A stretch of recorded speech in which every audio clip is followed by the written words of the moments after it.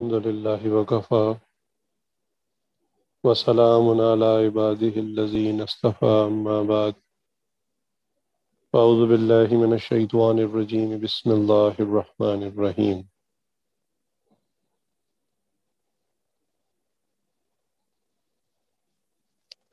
لقد كان لكم في رسول الله أسوة حسنة وقال رسول الله صلى الله عليه وسلم بعثت معلما سبحان ربك رب العزة عما يصفون وسلام على المرسلين والحمد لله رب العالمين اللهم صل على سيدنا محمد وعلى آل سیدنا محمد وبارک وسلم۔ اللہ تعالیٰ نے انسانوں کی ہدایت کے لیے ہر دور میں اپنے پیغمبروں کو بھیجا۔ پیغمبروں کا آنا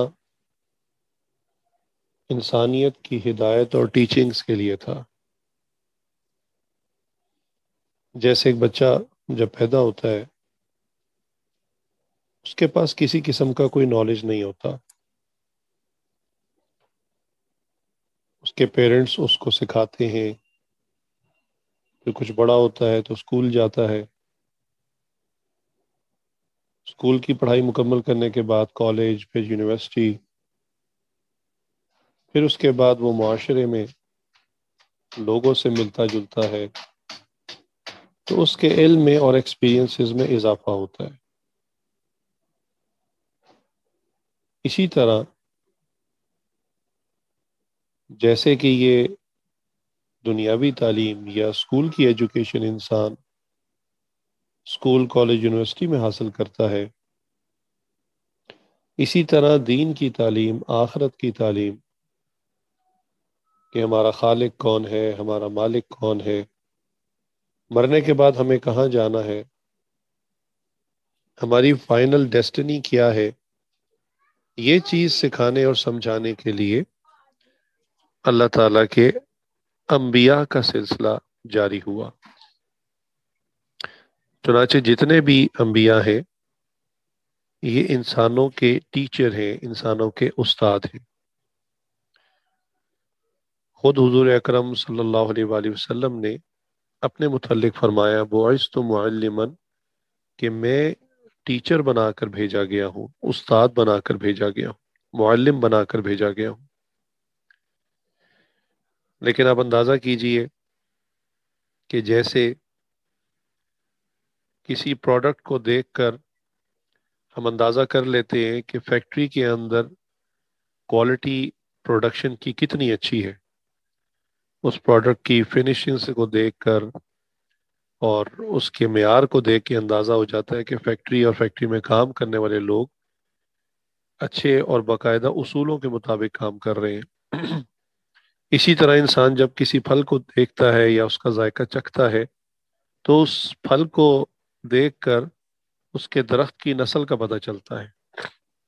کہ بہت ہی اعلیٰ نسل والا درخت ہے یہ۔ بالکل اسی طرح اچھے سلجھے ہوئے اسٹوڈنٹ کو دیکھ کر اس کے ٹیچر کا پتہ چلتا ہے کہ اس کے استاد نے اس پر کتنی محنت کی ہے اور استاد کی اپنی قابلیت کیا ہے۔ چنانچہ حضور اکرم صلی اللہ علیہ وآلہ وسلم کو اللہ تعالیٰ نے جب دنیا میں بھیجا تو آپ صلی اللہ علیہ وسلم کے لیے جو کلاس سلیکٹ کی گئی جس کو آپ صلی اللہ علیہ وسلم نے تعلیم دینی تھی وہ دنیا کے اعتبار سے بہت ہی تاریکیوں میں پڑی ہوئی تھی، بہت زیادہ جہالت اور علم کا فقدان تھا۔ چنانچہ یہ لوگ کئی کئی صدیوں تک خاندانی دشمنی چلاتے، قبائلوں کے اندر آپس میں لڑائیاں ہوتی، قتل و غارت ہوتا، اور بعض اوقات وہ واقعہ اتنا طویل ہو جاتا کہ ان کو یہ بھی یاد نہ رہتا کہ ہمارے بڑوں میں لڑائی کس بات پر تھی۔ بس یہ نسلیں یہ سمجھتی کہ فلاں قبیلہ ہمارا دشمن ہے، بچپن سے ہمیں یہ بتایا گیا، لہٰذا ان کی لڑائیاں صدیوں تک چلتی۔ بھائی بھائی ایک دوسرے کے خون کے پیاسے ہوتے، جب کوئی شخص فوت ہو جاتا تو اس کی اپنی بیوی، یعنی اس کے بچوں کی جو والدہ ہے، وہ بھی وراثت کے مال کی طرح تقسیم ہو جاتی، کیونکہ اس زمانے میں غلام بھی بیچے اور خریدے جاتے تھے، تو بیٹے کی مرضی ہوتی کہ وہ ماں کو گھر میں رکھنا چاہے تو گھر میں رکھ لے، اور اگر غلاموں کی مارکیٹ میں جا کے سیل کرنا چاہے تو بے شک سیل کر دے۔ عورتوں کو کسی قسم کے حقوق نہیں دیے ہوئے تھے، عورت کو وہ ایک جانور سمجھتے تھے اور اس سے مشورہ تک لینا گوارا نہیں کرتے تھے۔ الغرض ہر قسم کی جہالت جس کو آپ سوچ سکتے ہیں وہ اس قوم کے اندر تھی۔ اب اللہ رب العزت نے چونکہ اپنے پیارے اور آخری نبی حضرت محمد صلی اللہ علیہ وآلہ وسلم کی عظمت کو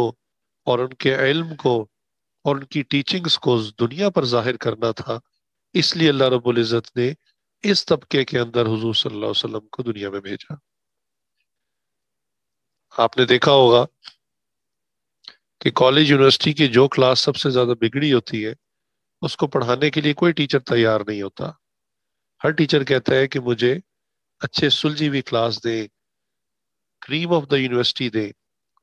بچوں کے اندر ٹیلنٹ ہو، انٹلیکچوئلز ہو، ان کو میں پڑھاؤں، مجھے محنت کم کرنی پڑے۔ لہٰذا آج لوگوں کی عادت ہے کہ بگڑوں کو نہیں سنبھالتے، ان کو سنبھلے ہوئے لوگ چاہیے۔ لہٰذا جو بھی ٹیچر کسی کلاس کو پڑھائے، سال کے بعد جب رزلٹ آتا ہے تو وہ اکثر کہتے ہیں کہ جی مجھے کلاس ہی ٹھیک نہیں ملی تھی، میں نے تو محنت بہت کی۔ لیکن دیکھیے حضور اکرم صلی اللہ علیہ وآلہ وسلم کو جو کلاس ملی وہ ہر لحاظ سے بگڑی ہوئی تھی، جہالت کے اندر گھری ہوئی تھی، اور حضور اکرم صلی اللہ علیہ وسلم نے اسی کلاس، اسی طبقے کے اندر محنت شروع فرمائی۔ 40 سال کی عمر میں آپ صلی اللہ علیہ وسلم کو خود نبوت ملی، گویا ٹیچنگ کا پراپر سلسلہ 40 سال کی عمر میں سٹارٹ ہوا۔ 63 سالہ زندگی کے اندر پھر صرف 23 سال ہیں، 23 ایئرز ہیں جس میں آپ صلی اللہ علیہ وسلم نے اس قوم کے اندر محنت فرمائی۔ آپ سمجھ سکتے ہیں کہ 23 سال زندگی کے کیا ہوتے ہیں، جبکہ اس کے برعکس حضرت نوح علیہ السلام کے بارے میں قرآن کریم نے بتایا کہ ان کی جو ٹیچنگز کی لائف تھی، تبلیغ کی عمر تھی، وہ 950 سال تھی، 950 سال۔ تو اتنا بڑا عرصہ ٹیچنگز کرنے کے باوجود، سکھانے کے باوجود، جو طبقہ حضرت نوح علیہ السلام کے ساتھ ایمان لایا وہ اتنے کم تعداد میں تھے کہ وہ سب کے سب ایک کشتی کے اندر آ گئے، باقی پوری کی پوری دنیا پانی کے اندر ڈوب کر ہلاک ہو گئی۔ حضور اکرم صلی اللہ علیہ وسلم نے 23 سالہ زندگی کے اندر وہ انقلاب برپا فرمایا کہ نہ کہ صرف مکہ مکرمہ کے اندر، مدینہ منورہ کے اندر، بلکہ پوری دنیا کے اندر آپ صلی اللہ علیہ وسلم نے اسلام کا جھنڈا لہرا دیا۔ اب یہاں پر عموماً ایک آبجیکشن بھی ہوتا ہے، بعض لوگ جنہوں نے سیرت کا مطالعہ نہیں کیا ہوتا، ڈیٹیلز نہیں پڑھی ہوتی، تو وہ بعض اوقات ایسی بات کہہ دیتے ہیں کہ جی اسلام تو تلوار کی نوک پر پھیلا، تلوار کے زور سے پھیلا۔ یہ کتنی ناسمجھی کی بات ہے اور کتنا بے بنیاد الزام ہے۔ چلے اس کو ہم آج کے زمانے میں اپلائی کرنے کی کوشش کرتے ہیں۔ آپ آج کسی غیر مسلم کی گردن پر تلوار رکھیں اور اسے کلمہ پڑھنے کو کہیں، ظاہر سی بات ہے اپنی جان بچانے کے لیے وہ کلمہ پڑھ لے گا، اور بھی آپ اسے کچھ کہیں کہ بھی نماز پڑھو میرے سامنے تو وہ نماز بھی پڑھ لے گا۔ آپ اسے کہیں سارا دن بھوکا رہو، روزہ رکھو، تلوار تمہاری گردن پہ ہے تو وہ روزہ بھی رکھ لے گا۔ لیکن آپ ایمانداری سے بتائیے کہ جب آپ اس کی گردن سے تلوار ہٹائیں گے تو کیا وہ مسلمان رہے گا یا واپس اپنے ریلیجن پر دوبارہ کنورٹ ہو جائے گا؟ کیونکہ اس نے تو موت کے ڈر سے، تلوار کو دیکھتے ہوئے اس کے خوف سے کلمہ پڑھا تھا، تلوار کے خوف سے اس نے نماز پڑھی تھی، تلوار کے خوف سے روزہ رکھا تھا، وہ کوئی دل سے تو عبادات نہیں کر رہا تھا۔ اور یہ بھی ناممکن ہے کہ ایک بندہ ساری زندگی کسی دوسرے شخص کی گردن پر تلوار لے کر بیٹھا رہے۔ تو لہٰذا بات ثابت ہوئی کہ یہ بالکل بے بنیاد اور بالکل نان لاجیکل قسم کی بات ہے کہ تلوار کی نوک پر اسلام پھیلا۔ حضور اکرم صلی اللہ علیہ وسلم نے اتنی اچھی خوبصورت ٹیچنگز کی، اتنے اچھے اخلاق کا مظاہرہ کیا، یہ وہ اخلاق تھا جو دنیا نے پہلے کبھی نہیں دیکھا تھا۔ اس اخلاق کو دیکھ کر لوگ اسلام کے اندر جوک تر جوک اور قبیلہ در قبیلہ آنے لگ پڑے۔ اللہ اکبر! اندازہ کیجئے کہ حضور صلی اللہ علیہ وسلم کا اخلاق کیا تھا۔ آپ صلی اللہ علیہ وسلم مسجد نبی میں بیٹھے ہیں اور ایک دیہاتی بدو شخص آیا کہیں دور کے علاقے سے۔ اب وہ مسجد میں آیا، اب اسے تو نہیں پتا تھا کہ مسجد عبادت کی جگہ ہے اور اس کو پاکیزہ رکھا جاتا ہے اور اس میں جو ہے وہ نجاست نہیں ڈالی جاتی۔ اس کو یعنی یورینیشن کی ضرورت ہوئی، حاجت کی ضرورت ہوئی، تو مسجد نبوی کے اندر جو اس زمانے میں کچی تھی، ایک کونے میں بیٹھ کر تو وہ اپنی حاجت سے فارغ ہونے لگا۔ صحابہ نے اس کو دیکھا تو ایک دم اس کی طرف لپ کے جب اس کو پکڑتے ہیں اور اس کو اٹھا کے باہر پھینک دیتے ہیں۔ حضور اکرم صلی اللہ علیہ وسلم بھی وہاں موجود تھے۔ آپ نے ہاتھ سے اشارہ کیا کہ اس کو اس وقت بالکل ڈسٹرب نہ کرو، ویسے بھی انسان اس حالت میں تکلیف کی کیفیت میں ہوتا ہے۔ آپ نے فرمایا کہ اس کو بالکل نہ چھیڑو۔ صحابہ رک گئے۔ وہ بندہ اپنے تقاضے سے فارغ ہو گیا اور فارغ ہو کر جب اٹھ کر آیا حضور صلی اللہ علیہ وسلم کے پاس، تو آپ صلی اللہ علیہ وسلم نے اس وقت اس سے حال احوال لیا اور ادھر ادھر کی باتیں کی۔ چونکہ مسافر تھا، دور سے آیا تھا، تو آپ صلی اللہ علیہ وسلم نے اس کا اکرام کیا، اس کو کچھ کھلایا پلایا، اور پھر بعد میں کہا کہ دیکھو بھائی،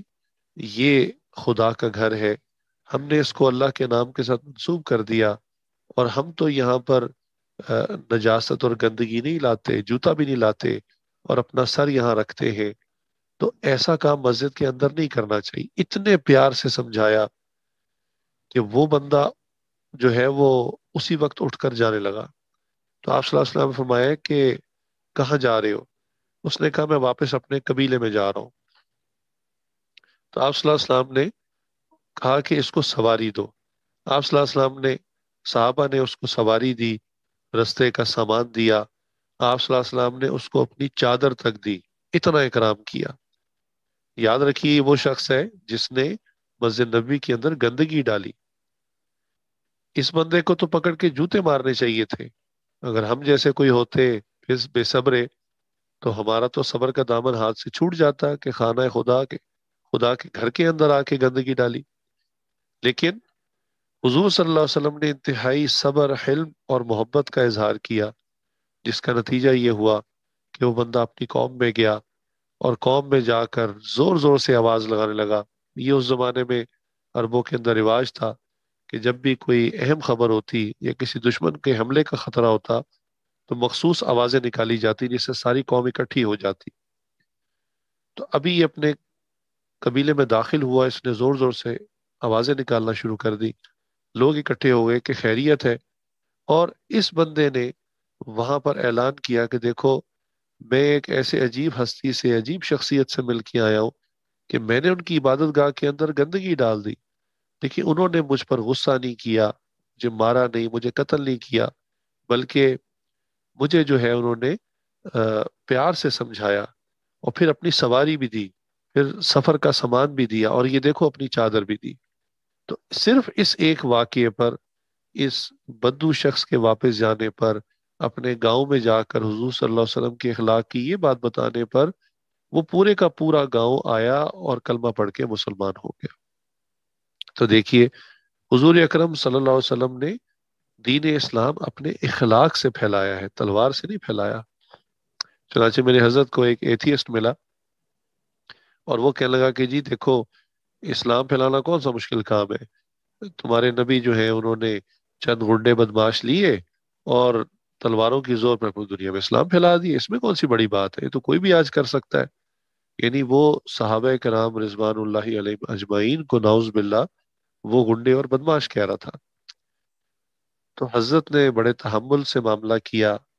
اور کہا کہ اچھا بھائی، ایک بات تو بتائیں، بقول آپ کے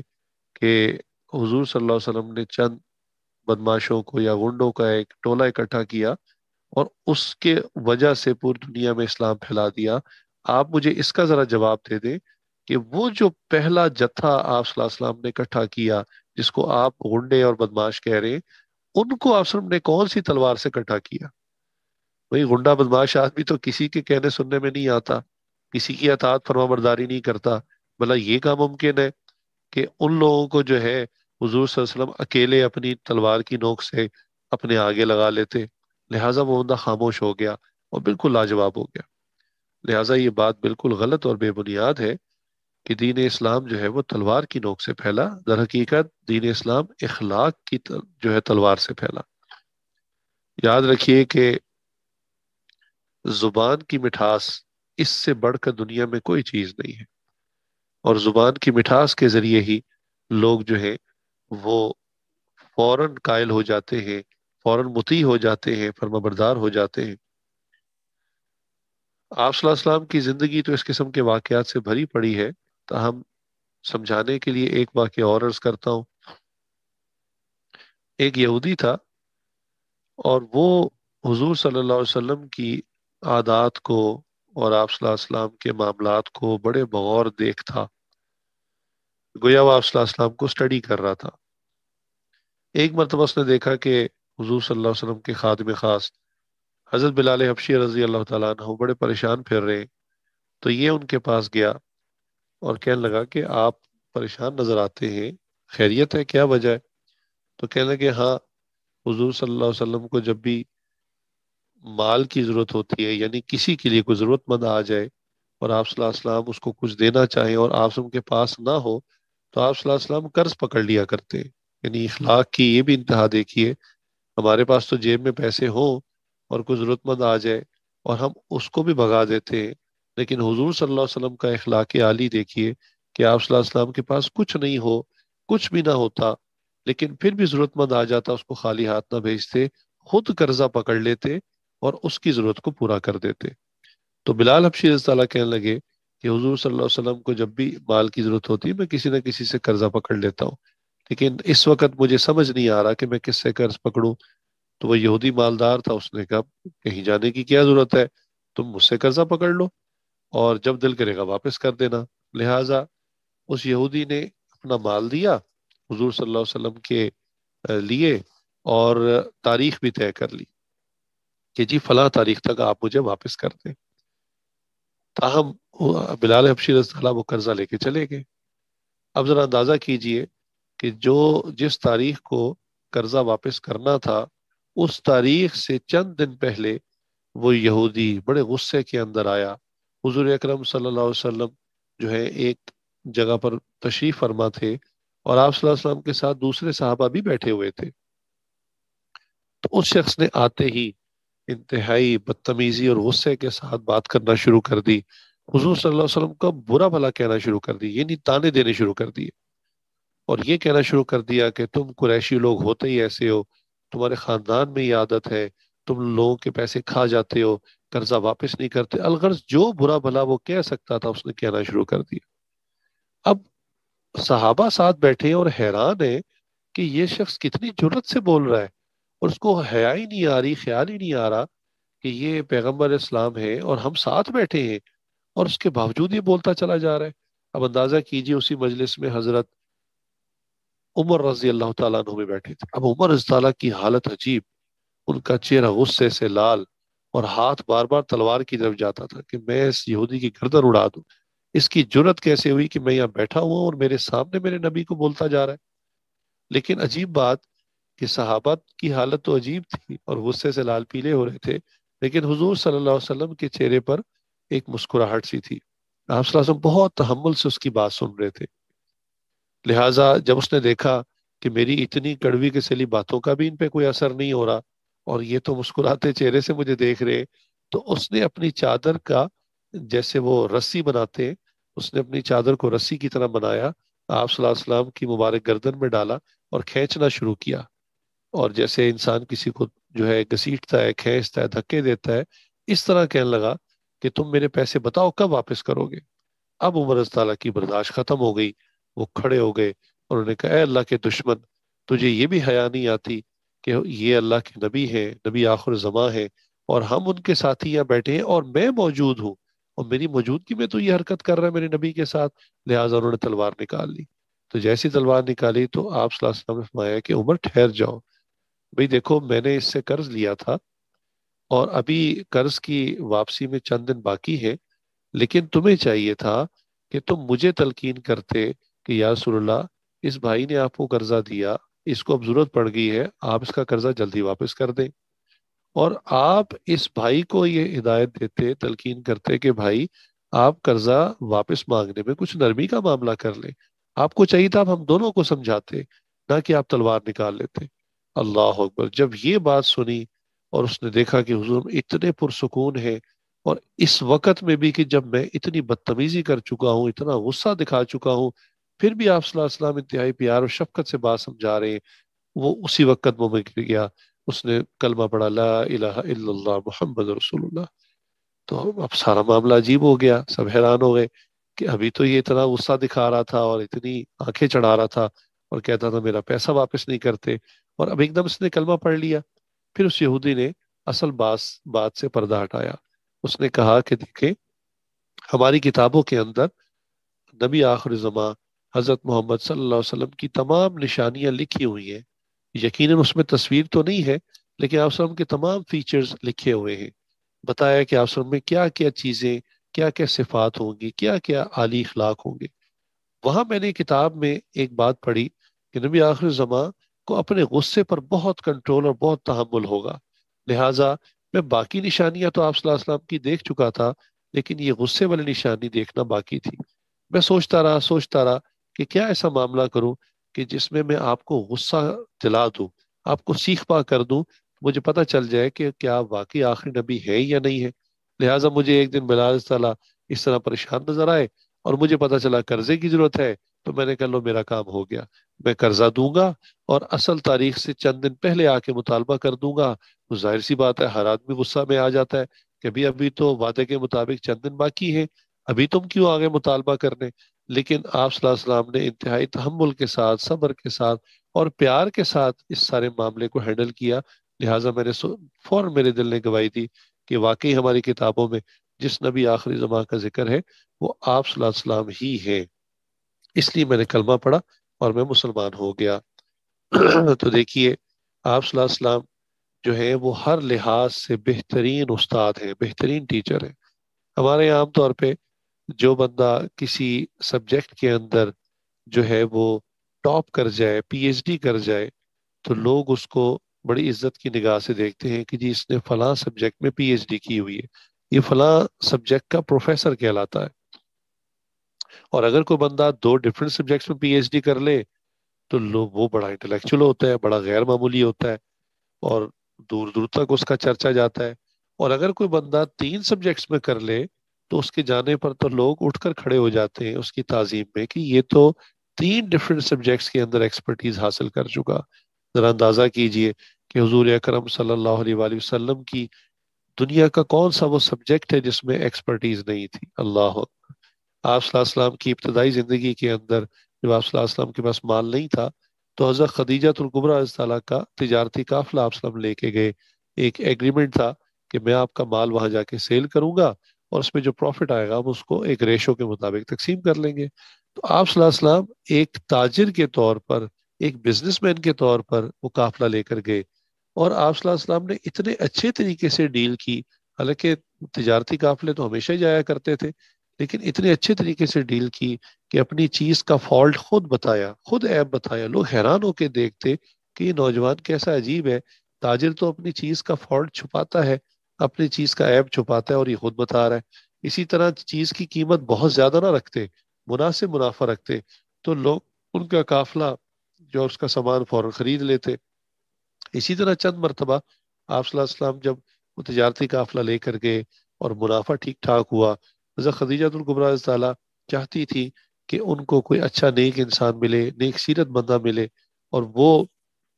اپنے خادم کو ہمیشہ ساتھ بھیجتی۔ آپ صلی اللہ علیہ وسلم کی سفر کے معاملات کو اپنے خادم کے ذریعے جو ہے وہ اس کی تحقیق کیا کرتی۔ تو آپ صلی اللہ علیہ وسلم کے جب معاملات ان کے خادم نے ان کو جا کر بتائے تو بہت متاثر ہوئی، اور انہوں نے پھر اپنے ایک رشتہ دار کے ذریعے حضور صلی اللہ علیہ وسلم کو نکاح کا پیغام بھیج دیا، اور آپ صلی اللہ علیہ وسلم کے ساتھ نکاح ہو گیا۔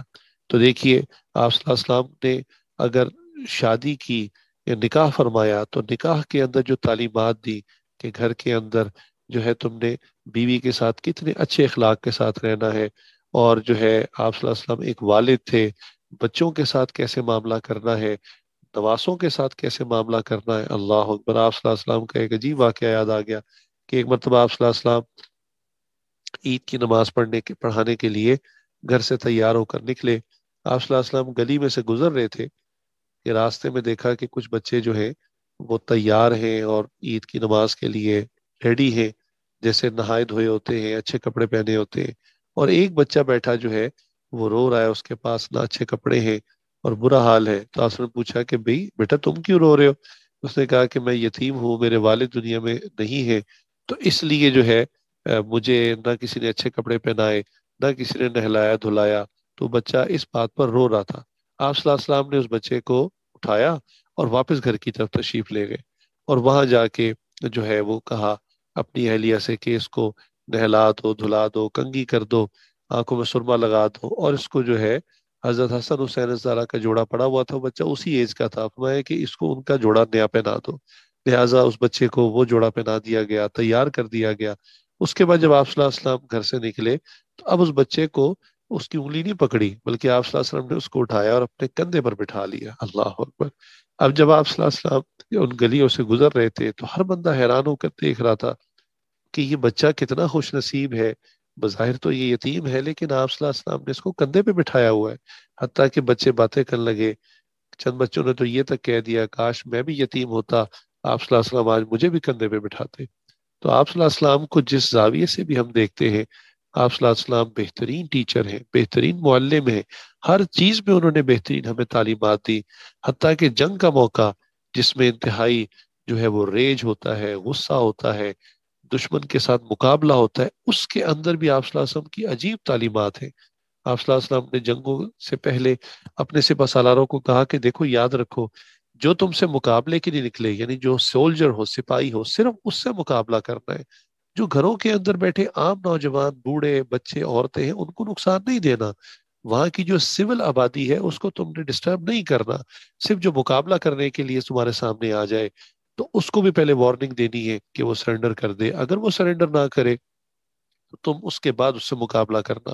پھر یہ ہدایات فرمائی کہ وہاں کی فصلوں کو نقصان نہ دینا، وہاں کے درختوں کو نقصان نہ دینا، وہاں کے مویشیوں کو نقصان نہ دینا۔ اللہ اکبر! آج ہم انسان کا قہر دیکھتے ہیں کہ جب دو ملکوں میں آپس میں جنگ ہوتی ہے، لڑائی ہوتی ہے، تو کتنا غصہ ہوتا ہے، بدلے کی آگ کیسی ہوتی ہے۔ جو فاتح بن جاتا ہے وہ اس ملک کے اندر آگ کا سمندر بچھا دیتا ہے، جانور جل جاتے ہیں، پرندے جل جاتے ہیں، فصلیں درخت جل جاتے ہیں، مکانات ختم ہو جاتے ہیں، پورا پورا ملک کھنڈر بن جاتا ہے۔ زیادہ دور کی بات نہیں، ابھی آپ شام کو دیکھیے اور جو ہے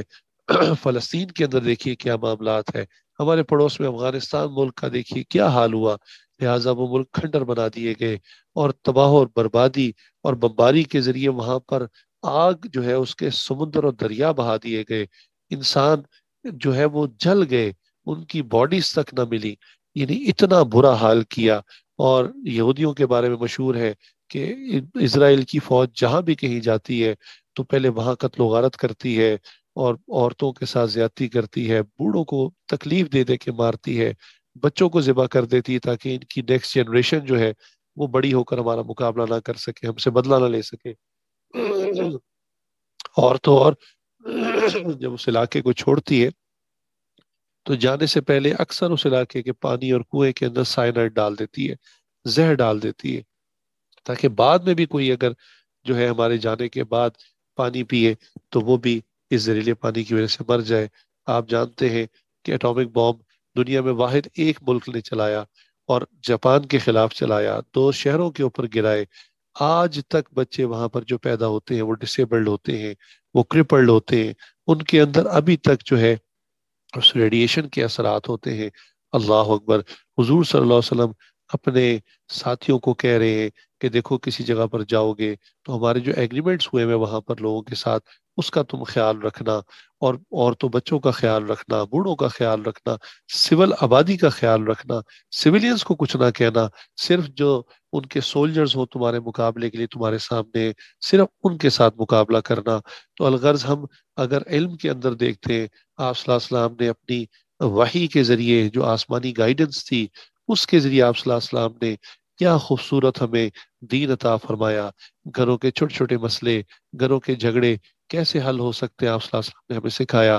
والد کا کیا درجہ ہے، والدہ کا کیا درجہ ہے، بیوی کا کیا درجہ ہے، بیٹی کا کیا درجہ ہے، بیٹے کا کیا درجہ ہے، بھائی کے کیا حقوق ہیں، اور تو اور گھر سے باہر پڑوسیوں کے کیا حقوق ہیں۔ در حقیقت یہ سب بلڈنگ بلاکس ہیں ایک معاشرے کے۔ ہم جب ایک معاشرے کی بات کرتے ہیں تو وہ اس کا جو ایک سنگل یونٹ ہے وہ ایک فرد ہوتا ہے، لہٰذا انڈیویجول ہر شخص کی تربیت اور اصلاح کے لیے اس کو ہدایات دی، اس کو بتایا تمہارے بھی حقوق ہیں اور تم نے لوگوں کے حقوق بھی ادا کرنے ہیں۔ لہٰذا ذرا چند منٹ کے لیے سوچئے کہ اگر ہر گھر کے اندر ہر بندہ ایک دوسرے کے حق ادا کرنے والا بن جائے اور دوسروں کا شریعت کے مطابق اکرام کرنے والا بن جائے تو وہ گھر جنت بن جائے۔ اب یہ گھر والا اگر اپنے ساتھ والے گھر والے کی بھی اس کا خیال رکھنے لگ پڑے اور اپنے پڑوسیوں کا بھی جو ہے وہ دھیان رکھنے لگ پڑے، جہاں کہ حضور صلی اللہ علیہ وسلم کی حدیث ہے، فرمایا کہ مجھے پڑوسیوں کے حق کے بارے میں اتنی تلقین کی گئی کہ مجھے شبہ ہونے لگ پڑا کہ کہیں ان کو وراثت میں حصے دار نہ بنا دیا جائے۔ اب اندازہ کیجئے کہ اگر پڑوسیوں کے حقوق کا ایک شخص خیال کرے، وہ پڑوسی بھی اس کا خیال کرے، تو یہ سب گھروں سے مل کر ایک محلہ بنتا ہے، محلوں سے مل کر ایک شہر بنتا ہے، اور شہروں سے مل کر ملک بنتا ہے۔ لہٰذا پورے ملک کے اندر امن اور سکون آ جائے۔ آج ہماری عدالتیں اور جیلیں خالی ہو جائیں اگر ہم دوسروں کا حق ادا کرنے والے بن جائیں، اور اگر ہم پروفیٹک گائیڈنس کے مطابق لوگوں کو ڈیل کرنا شروع کر دیں۔ آپ صلی اللہ علیہ وسلم نے فرمایا کہ تم میں سے سب سے بہترین اخلاق والا وہ ہے جو اپنے گھر والوں کے ساتھ بہترین ہے، اور فرمایا کہ میں اپنے گھر والوں کے ساتھ سب سے زیادہ بہترین ہوں۔ یعنی وہی بات، لَقَدْ كَانَ لَكُمْ فِي رَسُولِ اللَّهِ أُسْوَةٌ حَسَنَةٌ، کہ آپ صلی اللہ علیہ وسلم ہمارے لیے رول ماڈل ہے، دی بیسٹ رول ماڈل ہے، کہ جن کو ہم فالو کر کے اپنے گھر کو جنت بنا سکتے ہیں۔ آج گھروں کے اندر ناچاکیاں، نا اتفاقیاں، لڑائیاں ذرا ذرا سی باتوں پر ہوتی ہیں۔ بہن بہن سے ناراض ہے، اولاد والدین سے ناراض ہے، والدین اولاد سے ناراض ہے، اور سگا بھائی ایک دوسرے بھائی سے ناراض ہے۔ لہٰذا یہ چیزیں صرف اس وجہ سے ہیں کہ آج ہم نے آپ صلی اللہ علیہ وسلم کی اس گائیڈنس کو، ان تعلیمات کو چھوڑ دیا۔ اگر ہم ان تعلیمات کے اوپر آ جائیں تو یقین جانیے ہمارے گھر آج جنت بن جائے، اور ہم یہی اخلاق کا معاملہ پڑوس میں شروع کر دیں، ہمارا وہ پڑوس جو ہے وہ جنت بن جائے، پورا کا پورا نیبرہڈ جو ہے اخلاق کے اوپر معاملہ کرنے والا بن جائے۔ الغرض جس بھی چیپٹر آف لائف میں دیکھیں، حضور صلی اللہ علیہ وسلم نے ہمیں تعلیمات دی ہے۔ آپ صلی اللہ علیہ وسلم نے خود فرمایا کہ بعثت معلما، کہ میں ٹیچر بنا کر بھیجا گیا ہوں، مبعوث کیا گیا ہوں معلم بنا کر۔ لہٰذا ہمیں چاہیے کہ ہمیں زندگی خوبصورت بنانے کے لیے کسی دنیا کے کسی ملک سے سسٹم لینے کی ضرورت نہیں ہے۔ آج پاکستان کے بڑے بڑے حکمران پریشان رہتے ہیں کہ فلاں سسٹم ٹھیک نہیں، فلاں سسٹم ٹھیک نہیں، لہٰذا ہمیں انگلینڈ سے سسٹم لے لینا چاہیے، امریکہ سے لے لینا چاہیے، یورپ سے لے لینا چاہیے۔ یقین جانیے آپ صلی اللہ علیہ وسلم کو اللہ نے بہترین سسٹم جو ہے وہ دے کر بھیجا، بہترین ایجوکیشن اور تعلیم دے کر بھیجی۔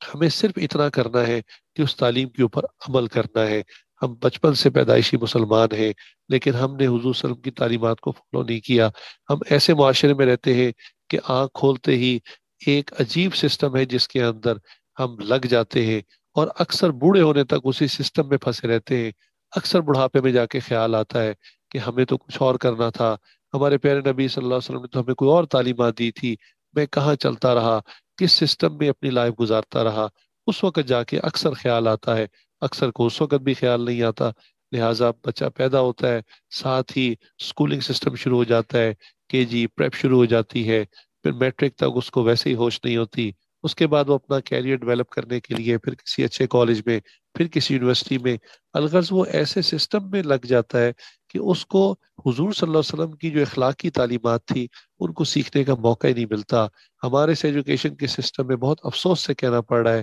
کہ اسلام یا اسلام کے نام پر جو کتاب ہے وہ سب سے پتلی کتاب ہوتی ہے اسلامیات کے نام سے۔ اس میں سوائے چند صفحوں میں چند قصوں کے علاوہ اور کچھ نہیں لکھا ہوتا۔ اس کتاب کو پڑھ کے ایک مسلمان مسلمان نہیں بن سکتا، اس کو بہت ہلکا سا تعارف اسلام کا ہوتا ہے، اور اکثر اس سے زیادہ تعارف تو غیر مسلموں کو ہوتا ہے، انہوں نے اسلام کو بہت ڈیپلی پڑھا ہوتا ہے، ہمارے اپنے نوجوانوں کو اسلام کا تعارف نہیں ہوتا، اس لیے اس کا اٹھنا بیٹھنا، اس کا چہرہ، اس کا لباس، اس کی ٹوٹل لائف سٹائل اکثر یورپینز کی طرح ہوتی ہے، امریکنز کی طرح ہوتی ہے،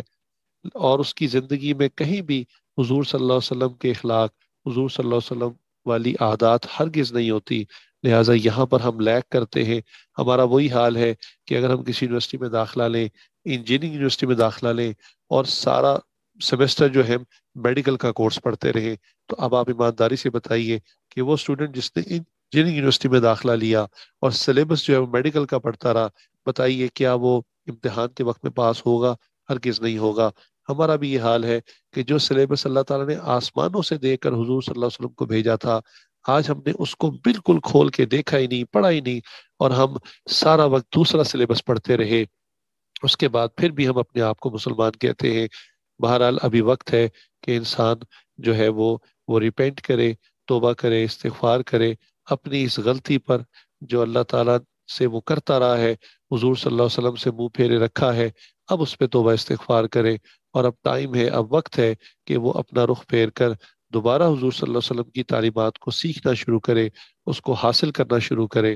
اب اکثر عمر بڑی ہو جاتی ہے تو ظاہر سی بات ہے اس عمر میں انسان مدارس میں داخلہ نہیں لے سکتا، اکثر لوگ اس بات پہ بھی ہچکچاتے ہیں کہ ہم کیسے وقت نکالیں، کیسے ہم مولوی صاحب سے ٹائم لے کر اب دین سیکھنا شروع کریں، اس عمر میں بڑے ہو گئے، یونیورسٹیز میں پہنچ گئے، تاجر لوگ بڑی عمر میں آ گئے، سارا دن کاروبار کی جگہ پہ بیٹھے رہے، ان کے لیے بڑا مشکل ہوتا ہے۔ لہٰذا اس کے لیے ہمارے شیخ نے ایک بڑا اچھا سسٹم شروع کیا، ہیلپ کے نام سے، higher Islamic literacy program for professionals. تو یہ پروفیشنلز کے لیے تعلیم حاصل کرنے کا ایک بہت آسان ذریعہ ہے۔ آپ اپنی اسی ایج کے اندر، چاہے آپ کالج میں ہیں، یونیورسٹی میں ہیں، یا آپ تاجر ہیں اور تجارت کر رہے ہیں، تو اپنی اسی زندگی کے اندر صرف کر سکتے ہیں حضور صلی اللہ علیہ وسلم نے کیا بتایا، کیا سکھلایا، آپ ان کے سلیبس کی کانٹینٹس کیا تھے، یہ آپ سیکھ سکتے ہیں۔ اور ہمارے ساتھ بہت سارے ایسے ساتھی ہیں، تقریباً 10 سال ہو چکے اس ہیلپ کو سٹارٹ ہوئے، کوئی نیا کورس نہیں ہے، بہت سارے ایسے ساتھی ہیں جو یونیورسٹیز کے اندر پڑھنے کے ساتھ ساتھ ہیلپ میں پڑھتے رہے، آج ماشاءاللہ وہ عالم بن چکے ہیں، آگے خود مختلف جگہوں پہ درس قرآن دے رہے ہیں، وہ خود مختلف جگہوں پر لوگوں کو ایجوکیٹ کر رہے ہیں اسلامک پرسپیکٹیو کے اندر۔ اس میں بہت سارے ایسے لوگ بھی ہیں کہ جو اسپارکو کے سائنٹسٹ ہیں اور سیٹلائٹ انجینئرز ہیں، انہوں نے بھی اس کے اندر جو ہے پڑھنا شروع کیا، اللہ تعالیٰ نے آج ان کو عالم بھی بنا دیا، حقیقی معنوں میں یوں سمجھے ان کو دین بھی مل گیا، دنیا میں مل گئی، انہوں نے دین اور دنیا کو عملاً پریکٹیکلی ساتھ ساتھ چلا کے دکھا دیا۔ لہٰذا یہ عاجز بھی آپ سے گزارش کرے گا، اس ضمن میں آپ ہم سے رابطہ رکھیے۔ آپ جو ہے اگر علم دین پڑھنا چاہتے ہیں، آپ کو صبح کا ٹائم سوٹ کرتا ہے، آپ صبح کے لیے صبح چند گھنٹے نکال لیں، آپ کو اگر ایوننگ کا ٹائم سوٹ کرتا ہے، شام میں اگر آپ کو ٹائم سوٹ کرتا ہے، آپ شام کے کچھ گھنٹے نکال لیجئے اور حضور صلی اللہ علیہ وسلم کی ٹیچنگز کو حاصل کیجئے۔ یقین جانیے ان تعلیمات کو حاصل کرنا شروع کریں گے، اس کے شروعات کے اندر ہی آپ کی زندگی میں ایک انقلاب آ جائے گا، ایک چینج آ جائے گا، ہر بندہ آپ کو دیکھے گا، پہچانے گا کہ واقعی یہ بندہ ڈیفرنٹ ہے، اس کی ایجوکیشن ڈیفرنٹ ہے، یہ سلجھا ہوا نوجوان ہے، اس کو کسی نے واقعی تربیت دی ہے، اس کے اندر اخلاق ہے، اس کے اندر معاملات اچھے ہیں، یہ عبادت بھی اچھی کرتا ہے، یہ والدین کے جو ہے وہ حقوق کا بھی خیال رکھتا ہے، ان کی خدمت بھی کرتا ہے، پڑوسیوں کا بھی خیال رکھتا ہے، وہ سمجھیں گے کہ عام نوجوان نہیں ہے۔ لہٰذا ان تعلیمات کو حاصل کرنے کا ارادہ کیجئے، اور جو ہے ہمارا ادارہ ہیلپ، اس کے اندر آپ کچھ وقت اپنا نکالیے، اس میں شارٹ کورسز بھی ہیں، بے شک آپ شارٹ کورس کر لیجئے، 4 سے 5 ماہ کا شارٹ کورس ہے، وہ بھی آپ جوائن کر سکتے ہیں۔ انشاءاللہ اس کے اندر بھی آپ دیکھیں گے کہ آپ کو اندازہ ہوگا کہ یہ آپ کی زندگی میں ایک کیسا چینج لے کر آئے گا۔ اللہ تعالیٰ سے دعا ہے اللہ تعالیٰ ہم سب کو حضور صلی اللہ علیہ وسلم کی تعلیمات پر عمل کرنے کی توفیق عطا فرمائے اور باعمل مسلمان بنائے۔ وآخر دعوانا الحمد للہ رب العالمین۔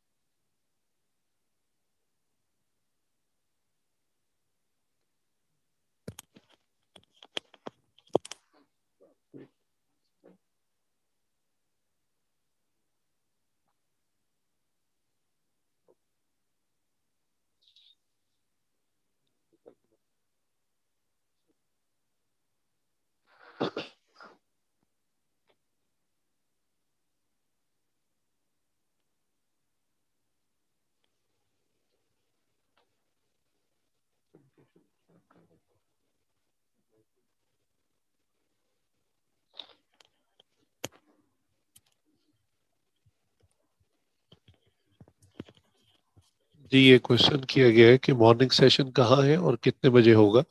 تو اس میں صرف یہ تھا کہ آپ اگر اپنی لوکیشن بتا دیں تو اس لوکیشن کے اعتبار سے ہم آپ کو انشاءاللہ گائیڈ کر سکیں گے. آپ کو نمبر سینڈ کر دیتے ہیں ہمارے جو پرنسپل ہیں ان کا, تو آپ ان سے بھی ڈائریکٹ کانٹیکٹ کر سکتے ہیں اور ان سے ڈفرینٹ کیمپسز کی لوکیشن اور سیشنز کے ٹائمنگ وغیرہ سارا شیڈیول آپ لے سکتے ہیں.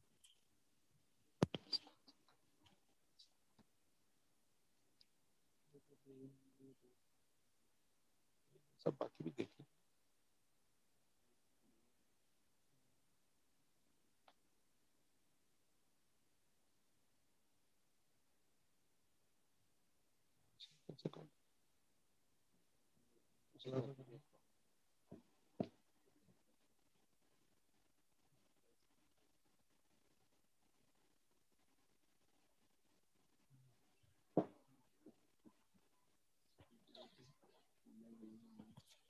جی آپ کو پرنسپل صاحب کا نمبر بھیجا جا رہا ہے. ارسلان وحید ان کا نام ہے, ارسلان وحید صاحب. یہ ہمارے جو ہے وہ رجسٹرار ایجوکیشن بھی ہے, اور یہ آپ کو اس میں مکمل گائیڈ بھی کر دیں گے, کیمپسز کی لوکیشن بھی بھیج دیں گے اور کورسز کا بھی بتا دیں گے. ہمارا ایک شارٹ سیشن ایک تو آلریڈی آن گوئنگ ہے, اور ایک نیا سیشن جو ہے وہ بھی سٹارٹ ہو رہا ہے 1 نومبر سے. آپ اس کو بھی جوائن کر سکتے ہیں. ایک اور کوشچن ہے کہ یہ سیشن جو ہے ہیلپ کا آن لائن ہوگا یا نہیں. تو دیکھیے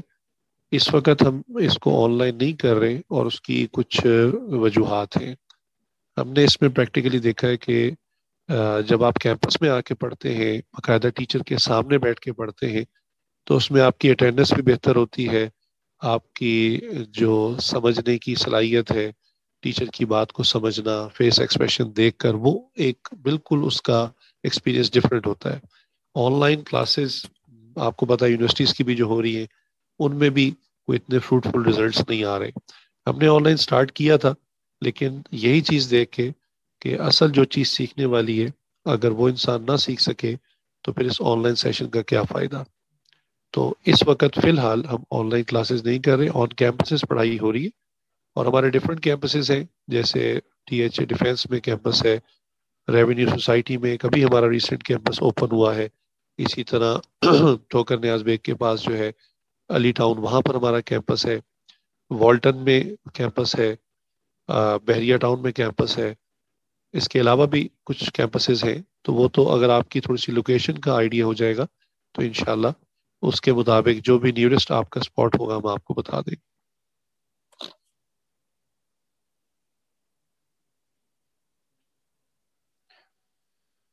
جی اب کچھ دیر کے لیے ہم ذکر کر لیتے ہیں.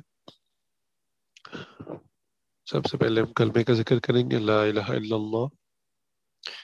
لا الہ الا اللہ, لا الہ الا اللہ, لا الہ الا اللہ, لا الہ الا اللہ, لا الہ الا اللہ, لا الہ الا اللہ, لا الہ الا اللہ, لا الہ الا اللہ, لا الہ الا اللہ, لا الہ الا اللہ, لا الہ الا اللہ, لا الہ الا اللہ, لا الہ الا اللہ, لا الہ الا اللہ, لا الہ الا اللہ, لا الہ الا اللہ, لا الہ الا اللہ, محمد الرسول اللہ صلی اللہ علیہ وسلم.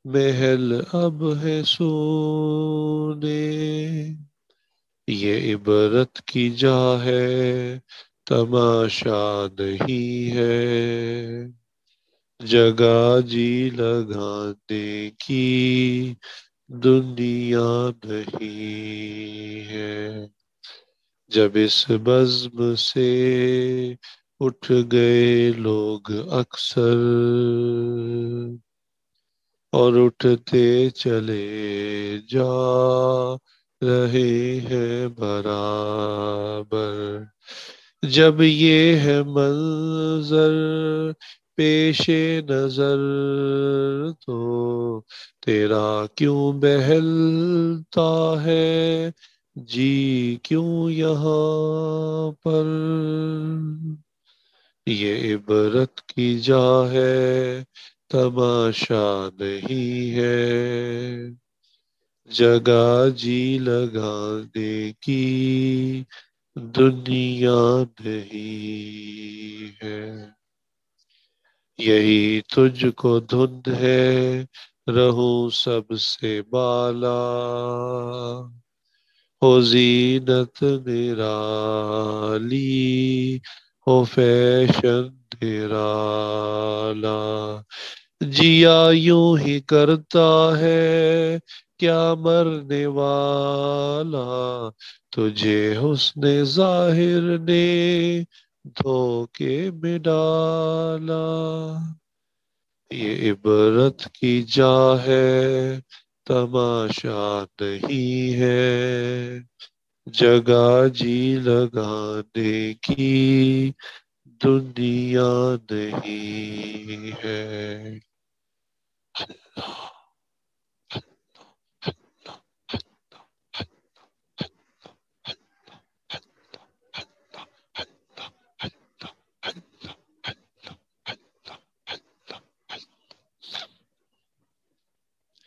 لا الہ الا اللہ محمد رسول اللہ، دعا کر لیجیے۔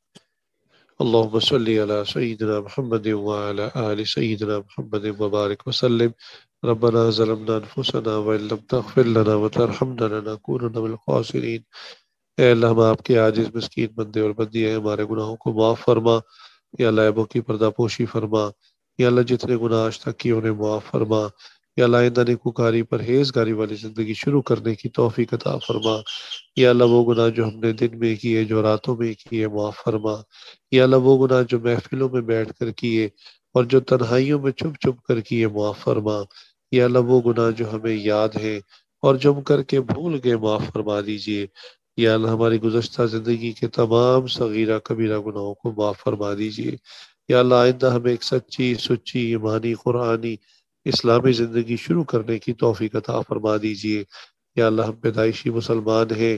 ماں کی گود میں ہمیں کلمہ مل گیا، شاید اسی لیے ہمیں اس کی قدر نہیں، یا اللہ ہمیں کلمے کی قدر کرنے کی توفیق عطا فرما دیجئے، یا اللہ ہم سب کا خاتمہ بالایمان فرما دیجئے، یا اللہ کلمے کو ہماری زبان پر نہیں بلکہ ہمارے دلوں میں داخل فرما دیجئے، یا اللہ شریعت اور اسلام اور حضور صلی اللہ علیہ وسلم کی مبارک تعلیمات کو یا اللہ ہمیں اپنے اوپر نافذ کرنے کی توفیق عطا فرما دیجئے، اپنے گھروں میں نافذ کرنے کی توفیق عطا فرما دیجئے، یا اللہ اپنے اداروں میں نافذ کرنے کی توفیق عطا فرما دیجئے، یا اللہ ہم سب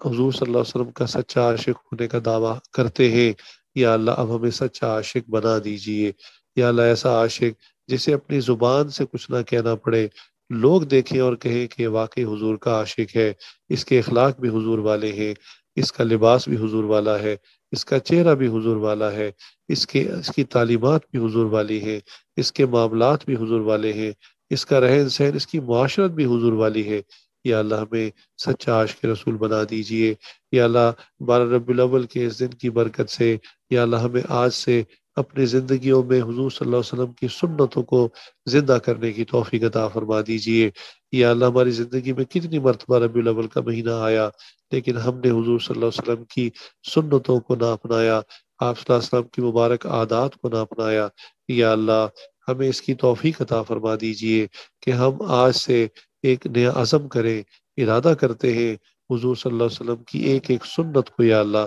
ہم اپنے جو ہے وہ جسم پر بھی لاگو کریں گے، اپنی عادات میں بھی لاگو کریں گے، چنانچہ یا اللہ ہمیں کھانے پینے کے انداز، اٹھنے بیٹھنے کے انداز، سونے جاگنے کے انداز، لوگوں کے ساتھ معاملات کرنے کے انداز سنت کے موافق سکھا دیجئے۔ یا اللہ ہمیں حقیقت میں عاشق رسول بنا دیجئے، باعمل انسان بنا دیجئے۔ یا اللہ اپنے فضل و کرم سے ہماری جتنی پریشانی ہیں ان کو دور فرما دیجئے، جتنی حاجات ہیں ان کو پورا فرما دیجئے۔ یا اللہ جن گھروں میں جوان بچے بچیاں ہیں، والدین کی ان کے رشتے کرنے آسان فرما دیجئے۔ یا اللہ جو بے اولاد ہیں ان کو نیکوکار اولاد عطا فرما، جو صاحب اولاد ان کی اولاد کو والدین کا فرما بردار بنا، جو بھائی کاروبار کی طرف سے، رزق کی طرف سے، نوکریوں کی طرف سے پریشان ہے، کشائش والا، عافیت والا، برکت والا حلال رزق کا ذریعہ عطا فرما۔ جو بچے بچی امتحانات دے رہے ہیں یا دے چکے ہیں، یا اللہ سب کو دنیا اور آخرت کے تمام امتحانوں میں کامیابی اور کامرانی عطا فرما۔ یا اللہ ہمیں ہماری ہر قسم کی بیماری سے شفا عطا فرما۔ یا اللہ ڈینگی سے، کرونا سے، وائرسز سے، کینسر سے، ہر قسم کی بیماری سے یا اللہ کامل شفا عطا فرما دیجئے۔ اور یا اللہ ہمیں باطنی بیماریوں سے بھی شفا عطا فرما دیجئے، حسد سے، کینہ سے، بغض سے، شہوات سے، تکبر سے، غصے سے، دنیا کی محبت سے، مال کی محبت سے، یا اللہ ہر قسم کی روحانی بیماری سے بھی شفا عطا فرما دیجئے۔ یا اللہ تمام بیماروں کو کامل شفا عطا فرما۔ یا اللہ جو بے گھر ہے ان کو اپنا گھر عطا فرما۔ یا اللہ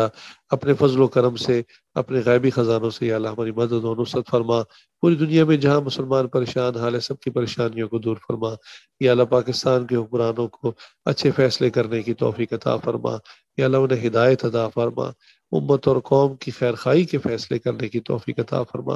یا اللہ ہمارے رزق میں برکت عطا فرما، ہمارے ملک کے وسائل میں برکت عطا فرما، دعوت و تبلیغ کے کام کی حفاظت فرما، مدارس عربیہ کی حفاظت فرما، جن خانقاہوں میں اللہ اللہ تن خانقاہوں کی حفاظت فرما۔ یا اللہ اقامت دین کی جہاں جہاں کوشش ہو رہی وہاں ان کی مدد اور نصرت فرما۔ یا اللہ جن بھائیوں نے، دوستوں نے، خواتین نے دعاؤں کے لیے کہا یا کہنا چاہتے تھے نہیں کہہ سکے، یا اللہ ہماری دعاؤں میں انہیں ساتھ عطا فرما۔ یا اللہ ہمارے پیارے حبیب حضرت محمد صلی اللہ علیہ وآلہ وسلم نے جتنی خیریں مانگی ہیں تمام خیریں ہمیں عطا فرما، اور جتنے شرور سے پناہ مانگی تمام شرور سے ہماری حفاظت فرما۔ وصلی اللہ تعالی علی خیر خلقہ محمد و آلہ و اصحابہ اجمعین، آمین برحمتک یا ارحم الراحمین۔